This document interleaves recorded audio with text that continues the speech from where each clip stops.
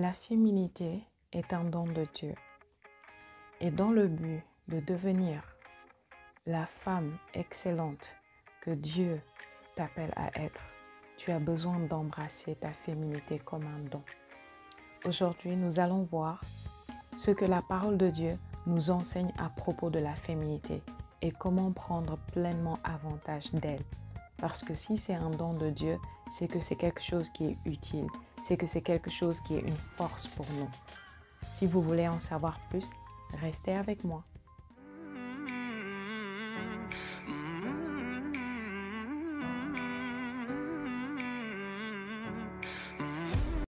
Bienvenue dans un nouvel épisode de Femmes Sacrées. Je m'appelle Mighty Tati. Si c'est ta première fois sur ma chaîne, assure-toi de cliquer sur le bouton s'abonner et sur la clochette de notification pour ne rien rater des contenus très édifiants que nous publions régulièrement ici. Sans plus tarder, nous allons parler de notre sujet d'aujourd'hui et nous allons prendre principalement la reine Esther comme un exemple, comme un modèle concernant la féminité. Esther chapitre 5 verset 1 nous dit « Le troisième jour, Esther mit ses vêtements royaux et se présenta dans la cour intérieure de la maison du roi, devant la maison du roi. Le roi était assis sur son trône royal dans la maison royale en face de l'entrée de la maison. » Esther a mis ses vêtements royaux. Maintenant, nous voulons parler de ses vêtements royaux. Dans d'autres versions, c'est dit qu'elle a mis son apparat royal. Et il y a deux aspects dans l'apparat royal. Il y a l'aspect extérieur et il y a l'aspect intérieur. Mais nous allons tout d'abord parler de l'aspect intérieur. Quel est cet apparat royal intérieur? Quel est ce vêtement royal intérieur? Nous allons voir ce que le Nouveau Testament en dit d'abord. Ensuite, nous allons chercher ces traits de caractère chez la reine Esther. Premièrement, 1 Pierre chapitre 3, verset 4. Mais la parure intérieure cachée dans le cœur, ça veut dire l'apparat intérieur, le vêtement intérieur ou le bijou intérieur, la beauté intérieure, cachée dans le cœur, la pureté incorruptible, la pureté intérieure, un esprit doux et paisible. Quand à l'intérieur de vous, il y a cette douceur, vous voyez, il y a cette paix imperturbable, ça fait partie de votre apparat royal. Galates chapitre 5, verset 22. Mais le fruit de l'esprit, c'est l'amour, la joie, la paix, la patience, la bonté, la bénignité, la fidélité, la douceur et la tempérance. Et la bonne nouvelle à propos du fruit de l'esprit, c'est que vraiment, ce n'est pas quelque chose que vous avez à aller chercher. Si tu es en Christ, tu as déjà le fruit de l'esprit en toi. Il te suffit de prendre conscience que c'est en toi et de commencer à le développer pour le manifester. Vous voyez, quand nous voyons un arbre, il y a des fruits dans cet arbre, mais ces fruits ne sont pas toujours visibles. Mais quand les soins nécessaires sont donnés à l'arbre, l'arbre va produire et ces fruits qui étaient à l'intérieur vont se manifester sur les branches et pouvoir profiter aux autres. C'est pourquoi le Saint-Esprit a utilisé ici le mot fruit. Ce n'est pas quelque chose qu'on va vous greffer plus tard. Ce n'est pas quelque chose que vous allez demander à Dieu de vous donner. Pourquoi? C'est déjà en vous. Vous avez juste à le reconnaître. Esther chapitre 2, la première partie du verset 9 nous dit « La jeune fille lui plut et trouva grâce devant lui. » Au verset 15, on nous dit « Lorsque son tour d'aller voir le roi fut arrivé, Esther, fille d'Abichaïl, oncle de Mardochée, qui l'avait adoptée pour fille, ne demanda que ce qui fut désigné par Hégai, l'eunuque du roi et gardien des femmes. Esther trouvait grâce aux yeux de tous ceux qui la voyaient. Elle trouvait grâce aux yeux de tous ceux qui la voyaient. Ça veut dire qu'elle trouvait la faveur. Le verset 17 nous dit « Le roi aima Esther plus que toutes les autres femmes, et elle obtint grâce et faveur devant lui plus que toutes les autres jeunes filles. Il mit la couronne royale sur sa tête et la fit reine à la place de Vashti. » En étudiant la vie de la reine Esther de façon très attentive, vous pouvez voir les traits de caractère, son caractère intérieur, ce qui faisait ce vêtement ou cet apparat royal intérieur en elle. Voyons ces différents traits de caractère. Premièrement, nous voyons l'humilité. Esther était une femme très très humble. Et avec l'humilité, nous voyons l'enseignabilité. Elle est humble et parce qu'elle est humble, elle est enseignable. Si vous regardez bien, les jeunes femmes qui avaient été prises pour passer devant le roi afin qu'il puisse choisir la future reine, quand c'était le moment pour chacune d'entre elles d'aller à la rencontre du roi, on leur montrait un trésor, une salle de trésor, et elles pouvaient prendre ce qu'elles voulaient pour aller à la rencontre du roi. Mais lorsque c'était le temps d'Esther, qu'est-ce qu'on voit? Elle ne demanda que ce qui fut désigné par Hégai. Hégai était l'eunuque qui était chargé de s'occuper d'elle et devant qui elle avait trouvé la faveur. Elle demanda uniquement ce que Hégai lui a dit de prendre. Et on nous dit, elle trouva grâce aux yeux de tous ceux qui la voyaient. Pourquoi? Parce qu'elle était humble, elle était enseignable. Hégai, ayant duré dans ce palais, savait mieux que personne ce qui plairait au roi. Hégai s'était sûrement occupé auparavant de la reine qui était là avant. Et il a compris des choses, des secrets qui ont permis qu'il puisse enseigner à Esther. Et Esther est venue avec de la valeur, mais Hégai lui a ajouté de la valeur. En tant que femme, c'est important d'avoir cette mentalité que tu peux toujours apprendre, que tu peux toujours devenir meilleur, que Dieu peut toujours utiliser d'autres personnes pour t'apporter quelque chose. Et pour pouvoir profiter pleinement des choses que Dieu veut nous apporter à travers les gens autour de nous, il est important d'être humble et enseignable. Esther était comme ça. Ensuite, nous voyons la douceur, la gentillesse qui font partie du fruit de l'esprit que nous avons lu tout à l'heure. La douceur et la gentillesse faisaient partie du caractère de Esther. Partout où elle allait, elle avait la faveur. Elle était favorisée. Vous savez, certaines femmes sont tellement insolentes. Elles peuvent être attirantes, elles peuvent être belles, mais à cause de leur insolence, elles se ferment beaucoup de portes à elles-mêmes. À cause de leur insolence, il y a des choses que Dieu veut faire, mais qu'il ne peut pas faire dans leur vie. Pourquoi? Parce qu'elles manquent de manifestation de la douceur et de la gentillesse. Il ne devrait jamais en être ainsi. Une femme sacrée qui sait là où Dieu l'emmène doit apprendre à être douce. Douce non seulement à l'intérieur, mais aussi dans son langage, dans son attitude. Doit apprendre à manifester la gentillesse à tout le monde autour de nous. Que la personne mérite ta gentillesse ou ne la mérite pas, tu peux la manifester. Pourquoi? Parce que c'est ta nature. Ça fait partie de toi.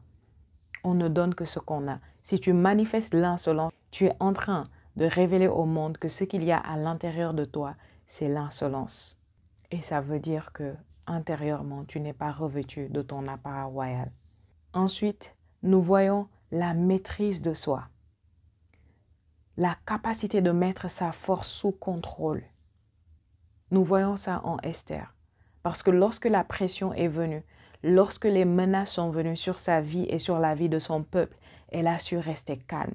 Elle a su manifester la maîtrise de soi et ne pas paniquer. Les femmes ont tendance à paniquer très rapidement quand il y a de la pression extérieure, quand il y a des imprévus, quand il y a des événements désagréables ou douloureux, les femmes ont souvent tendance à craquer. Mais avec la maîtrise de soi que Esther avait à l'intérieur d'elle, elle a su garder son sang-froid, elle a su garder son calme. Et lorsque vous êtes toujours calme, toujours dans votre sang-froid, c'est plus facile pour le Saint-Esprit de vous conduire, de vous diriger et de vous aider à marcher dans la victoire continuellement. Ensuite, nous voyons la sagesse et l'intelligence divine manifestées en Esther. Quand Esther a été mise au courant des événements et du danger auquel elle faisait face avec son peuple, elle a eu le temps de se poser et de recevoir des stratégies divines pour savoir comment faire face à la situation.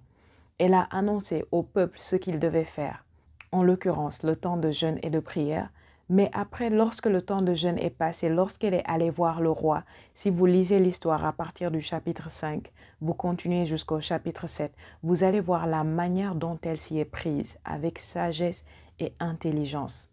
Elle n'a pas fait les choses de la manière dont la plupart des femmes les auraient faites dans une telle situation. Elle a été très sage, elle a été très stratégique et chacune des stratégies qu'elle a appliquées, c'était en plein dans le mille. Elle a eu les bons résultats. Quand le roi l'a reçue la première fois dans sa cour, ce que nous venons de lire au chapitre 5, elle ne s'est pas empressée de tout déballer devant le roi. Elle a pris son temps. Elle l'a invité à dîner. Et lorsque le roi est venu dîner, elle a pris le temps. Elle a eu les bons mots. Elle a eu la bonne attitude pour parler au roi. Elle a su le bon moment aussi pour le faire. Et par conséquent, elle a eu gain de cause. Beaucoup de femmes ne savent pas comment parler, ou bien ne savent pas quand parler, ou bien ne savent pas à qui parler. Mais avec la sagesse et l'intelligence divine, vous pouvez réunir ces trois choses à la fois. Toujours savoir à qui s'adresser lorsqu'il y a une situation, un défi. Toujours savoir quand s'adresser à cette personne et toujours savoir la bonne manière de s'adresser à cette personne. Ça fait partie de la féminité. Vous voyez, la féminité est la force de la femme. Lorsque nous essayons d'obtenir ce que nous voulons hors de notre don, qui est la féminité, hors du don de la féminité, hors de cette atmosphère de féminité, nous perdons toujours. Pourquoi? Parce que nous sommes allés hors de notre zone de victoire. Notre zone de victoire, c'est dans la féminité. C'est une force que Dieu nous a donnée. C'est un don qui a une apparence de faiblesse à l'extérieur, mais lorsque nous savons en tirer avantage, nous fonctionnons dans la force de Dieu. Le respect, vous voyez, le respect fait partie de la féminité. Esther était une femme respectueuse. Étudiez-la et vous verrez qu'elle l'était. Elle était très respectueuse. Il y a des femmes, comme je l'ai dit, qui sont tellement insolentes, qui ne respectent personne. Tu es une jeune femme, tu ne respectes pas tes parents, tu ne respectes personne. Tu n'écoutes personne, tu n'as d'égard envers personne. Tu es en train de fonctionner hors de ta féminité, hors de ton don. Par conséquent, tu vas beaucoup perdre à force de marcher dans le manque de respect. C'est une très mauvaise chose pour une femme d'être reconnue comme étant une personne qui ne respecte pas les autres. C'est beaucoup de points en moins pour vous et ça vous fera beaucoup perdre. Écoutez-moi très bien, femme sacrée. Dieu utilise toujours les hommes pour bénir une personne et pour l'amener vers le haut et vers le sommet. Dieu utilise toujours les autres êtres humains autour de nous. Il peut utiliser les gens grands, il peut utiliser les gens petits, il peut utiliser les gens qui sont au même niveau que vous. Donc, vous gagnez toujours à être respectueuse envers les autres. Ensuite, il y a le sens de la dignité. Le sens de la dignité fait partie de notre force en tant que femme. Tu es une femme et tu vas quelque part et tu vises à devenir la meilleure que Dieu t'a appelée à être. Tu dois absolument avoir le sens de la dignité. Et si tu as le sens de la dignité, ça veut dire qu'il y a des choses que tu ne vas jamais faire, dire ou permettre qu'on te fasse ou qu'on te dise. Et tu vas t'aligner de manière à ce qu'on ne te fasse ou on ne te dise jamais ces choses. Et toi-même, tu ne vas jamais faire ou dire ces choses à quelqu'un d'autre. Il y a des choses, tu dois juste prendre la décision que ça ne fait pas partie de ta vie.